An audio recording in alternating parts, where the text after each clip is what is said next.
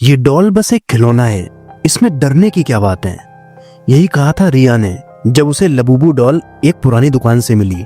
गुड़िया छोटी थी मगर उसका चेहरा अजीब तरह से मुस्कुरा रहा था, मानो जैसे कुछ छिपा रहा हो। रिया एक 25 साल की आर्टिस्ट थी जो अजीबोगरीब चीजें इकट्ठा करने का शौक रखती थी, लेकिन उसे नहीं पता था कि लबूबू सिर्फ एक डॉल नहीं बल्कि आत्मा का वास था। एक अधूरी आत्मा जो आज भी किसी शरीर के तलाश में थी। पहली रात लबूबू डॉल को बिस्तर के पास एक शेल्फ पर रखा गया। आधी रात को रिया की नींद टूटी। किसी के धीमे धीमे हंसने की आवाज आ रही थी, एकदम लबूबू के जैसी।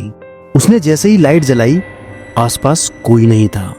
वो सुबह उठी तो उसने देखा कि डॉल अब अपने शेल्फ पर नहीं है, वो उसके सिराने के पास बैठी हुई है और उसके मुंह पर मिट्टी लगी थी, जैसे किसी ने उसे जमीन पर घसीटा हो।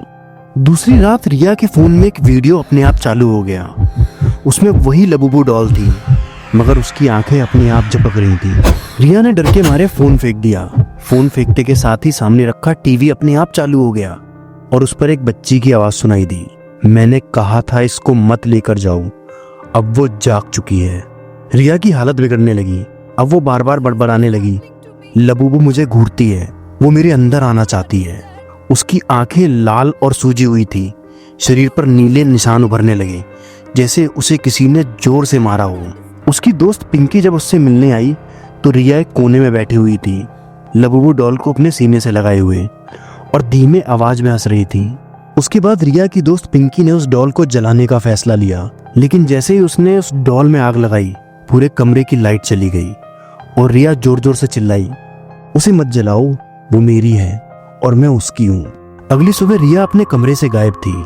कमरे के अंदर सिर्फ लबूबू डॉल शेल्फ पर रखी थी, मगर उसके बाल बिल्कुल रिया के जैसे थे और उसके चेहरे पर एक नई मुस्कान थी, पहले से बहुत ज्यादा गहरी और बहुत ज्यादा डरावनी।